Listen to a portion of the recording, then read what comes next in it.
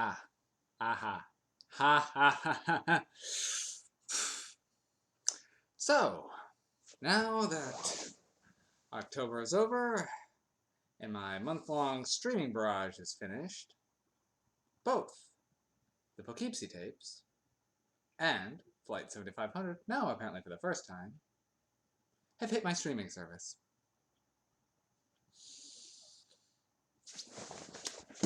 No, it's fine. Fine. Prefer to own them anyway. Fine. So, today, I discovered those facts while going again into streaming service roulette. And the movie I hit upon today was Dark Night of the Scarecrow. Sounds appealing. It's a 1981 made-for-TV movie. So, I went into this one with not much hopes. And I will say, I was actually pleasantly surprised by this one. Now, it is rather low budgeted, and being made for TV, it's not rated, but this could almost get away with a PG rating. That said, it was actually surprisingly effective at points. So, this movie is about a scarecrow, I guess. So a mentally handicapped man named Bubba. This movie is very southern, I will say, right off the bat.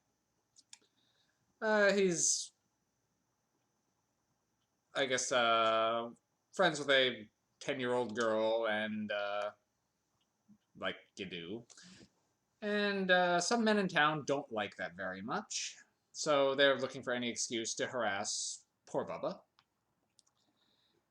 Most of them led by Otis, the post worker, because of course his name is Otis. You can't have a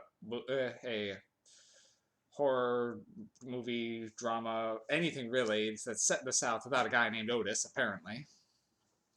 Anyway, Otis is a postal worker by way of drill sergeant, and he and some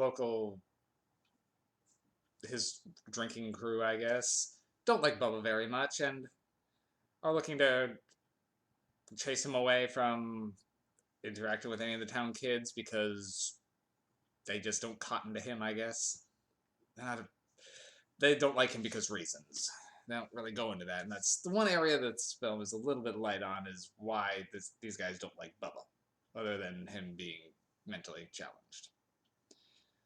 So, the little girl gets into an accident involving a dog, and Bubba gets blamed for her apparent death. Now, Bubba runs off, and Otis and his crew track him down vigilante style. Now, despite Bubba doing a pretty good job of hiding, disguising himself as a scarecrow, they find him and they pretty much firing squad the guy. I mean, he was shot like 20-something times. They just keep going. They get off on...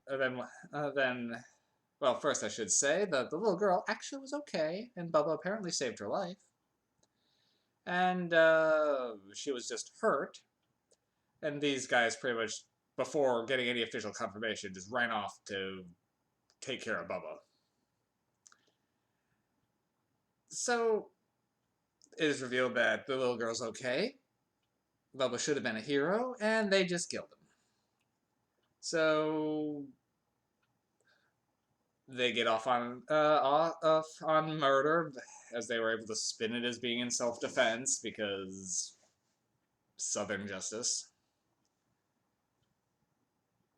And, well, it looks like that's the end of it. Until that same scarecrow appears in one of their yards the next day. I mean, they investigate it. It's just a regular scarecrow, though still replete with bullet holes. But that night, one of them dies.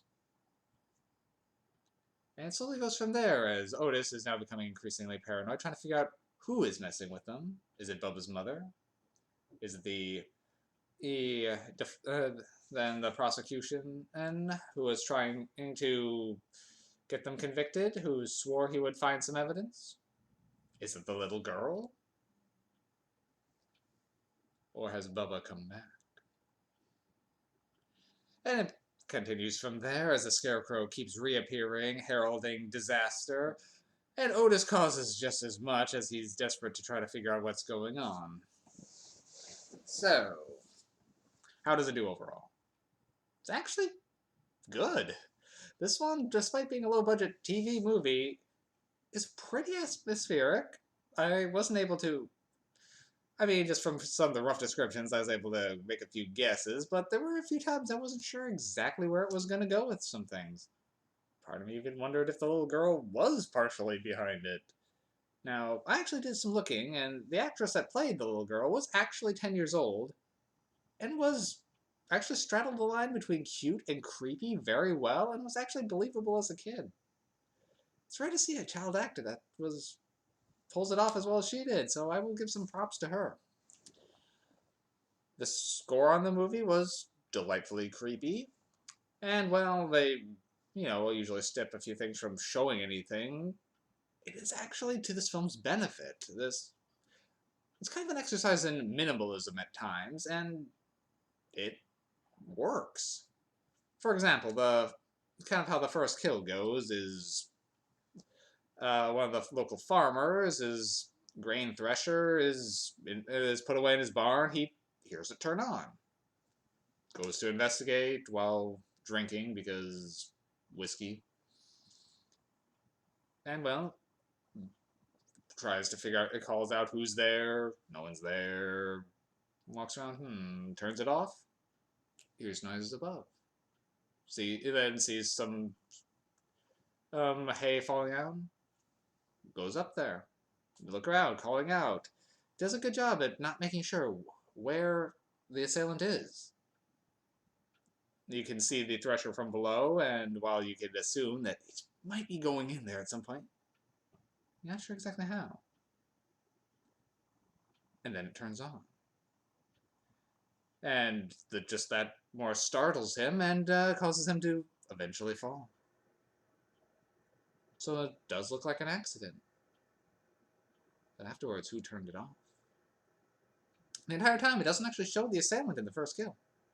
Usually, it does a good job of leaving things ambiguous of whether even anyone's actually there or not.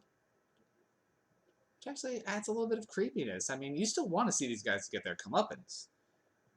But they do a good job of drawing things out and leaving just enough ambiguous that it actually is more appealing. So, yeah, this movie actually was working pretty well for me overall. Let's see. If I have any criticisms, in the beginning when Bubba is on, it does fall into some typical movie problems of how they portray the mentally handicapped.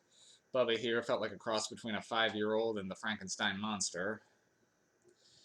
But I've seen it worse. It wasn't the best portrayal, but it was trying to make him sympathetic without being insulting, and I don't know if it quite got there, but it didn't do too bad overall, and Bubba really isn't in it for that much directly. So I don't think it detracts too much for the movie. Now, Otis, on the other hand, whew, boy, that guy's another, he is amazingly over the top. The first time I saw him, I thought, like, this guy is it looks like he wanted to be in the military, couldn't cut it, and now works at the post office. Then later on, we actually see his room. You do see some military paraphernalia, so they actually did a good job at portraying the kind of man as he kind of lords over his little court of friends, but at the same time, he's clearly got his head up his own ass pretty far. And the movie has some implications about him that they never come out and say, but it just makes you detest the guy even more as he's completely out to get Bubba. And even then, he begins to become completely to do anything to keep the secret that he intentionally killed Bubba, including blackmailing his friends who now want to go to the police after they start turning up dead.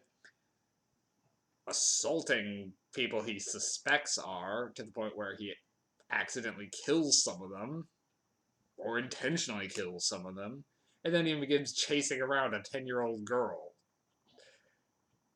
I will give props to the actor. He was selling it very well as this guy went from crazy to batshit over the course of it, and it was fun to watch. I actually did like this movie. I'm giving it 4 MacGuffins out of 5. I wouldn't put it up in my favorites, but I would gladly see this one again. And for a TV movie, that's saying something. So, Dark Knight of the Scarecrow, yeah, check it out.